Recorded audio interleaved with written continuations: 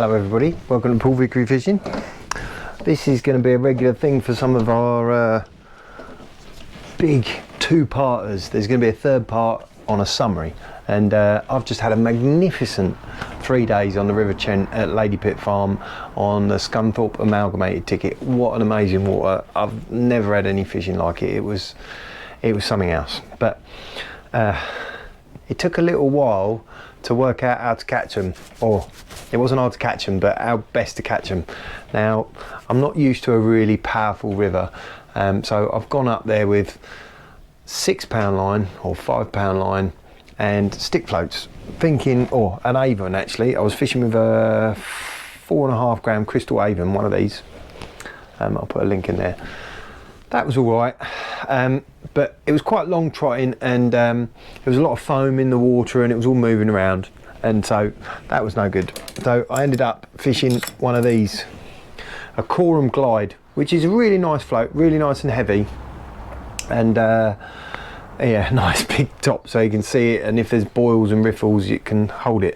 But the trouble with these floats, and I've had it a lot lately for the type of fishing I've been doing, in shallow water, this is a 5 gram float, you know, it's got to have a lot of shot, and the water was only 2 foot deep, and I didn't really want to put a 4 or 5 gram Olivet a foot from the hook and just run it down like that. I wanted the bait to just fall flutter nicely, because in that second video with the lunch meat, you throw a bit of meat in, it just sort of floats along, whereas you have a big BB or a Olivet to take that weight, it doesn't look very natural. And also, if you're, there was a few times where I was casting upstream and trying to be a bit flexible, and you have the weight, all the weight under the line like that, it tends to wrap over itself.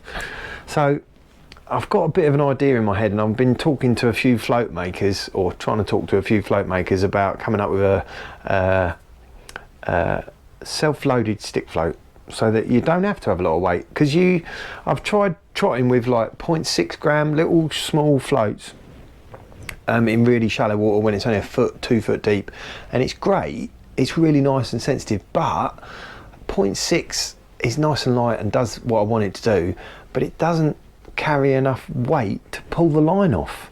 You know, you need something at least like 1.2 grams. I have been using these where are they, the little Drenning bobbers, I'll put a link in down there. The little Drenning bobbers at 1.2 grams, they're quite nice, but they still, again, you have a, if you just want a light sprung shot, like 2 number 6s, that's what I was fishing with the meat, it doesn't, you have to put the weight at the bottom. Anyway, so second day and the third day, I went into Angling Direct in Newark and got hold of these. They're Dave Harrell's Speci wagglers, number 3. Great big top on them.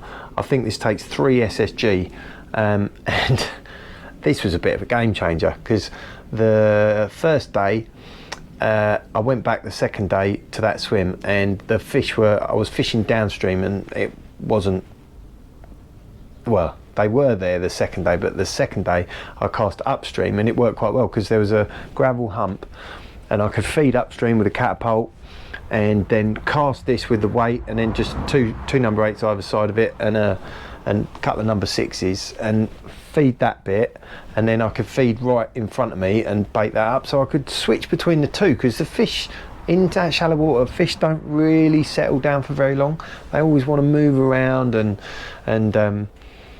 yeah, they don't settle, especially if you're catching them. So yeah, these Speci wagglers were brilliant, and you know, they're no good for holding back, but 90% of my trotting is just running it through.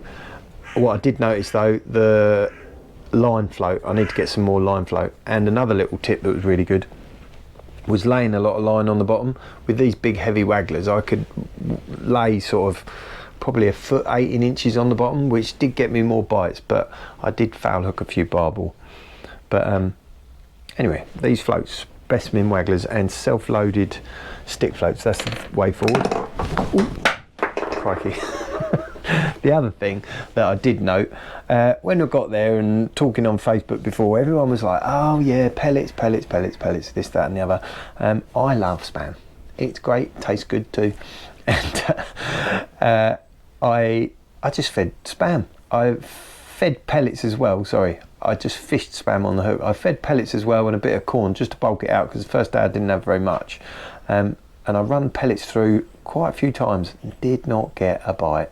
Did not get a bite. I think maybe people, the barbel, shied away from it, or whether because they were spawning they wanted really high, greasy, high fat foods.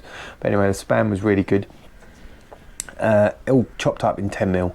The other thing that was really noticeable, I don't know whether I was just I started to realise there's different types of anglers and people enjoy their fishing for different reasons. I am a fidget. I've got to be actively fishing. I'm very active fishing. I'm exhausted after those 3 days. I was totally shattered because I fished hard. I am not one to sit back and relax.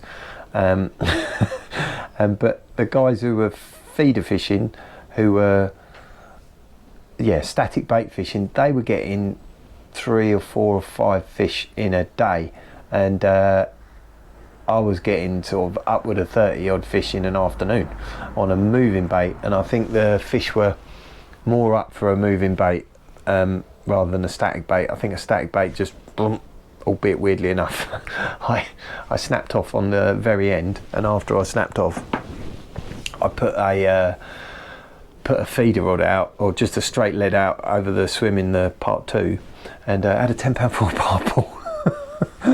But then I caught that and then fished another half hour for the lead, and I set an alarm because I was just so bored with it. It was so boring. Lead fishing's really boring. But yeah, a moving bait definitely made a difference. The other things, wading out in the water, you really do need to think about how you fish. I went out there with a big landing net, but I ended up having 2 bank sticks to rod rest and a bait weighter and my apron, which was just good to have all things. And then I had the camera in the water as well, and I lost one quite big barbel, nearly 10 pound, didn't get it on video, where I hand picked it out and it went round the bank stick, which I was gutted about, and then it went on me.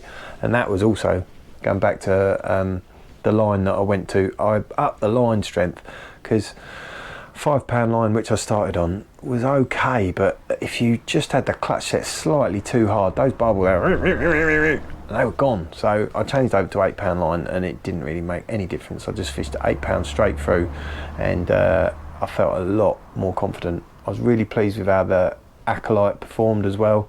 That did a great job. The 15-foot rod made a massive difference. I say massive difference, I wasn't fishing it with a 13-foot rod, so I couldn't really tell. But it was nice to pick up the line really quick, because there was a few times where I was trotting it. In that part 2, there was one fish where I was trotting it, must have been, I bet it was all of 40 yards downstream.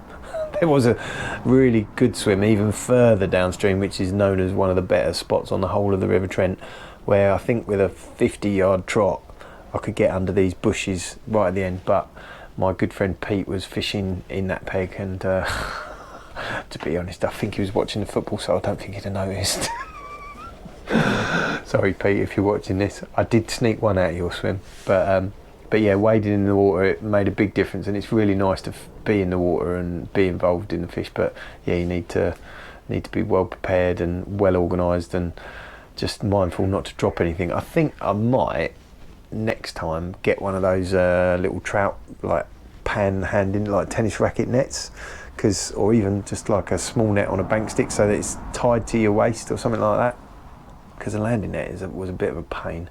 But it wasn't too bad when I was pulling them downstream, but when I was trying to pull them upstream, you definitely needed a net, because you're really fighting. And the 15-foot Acolyte, obviously the fish come out further up. So yeah, that was one. The other one, now I'm thinking about it, that did get me excited, and I will go back there, was the pike.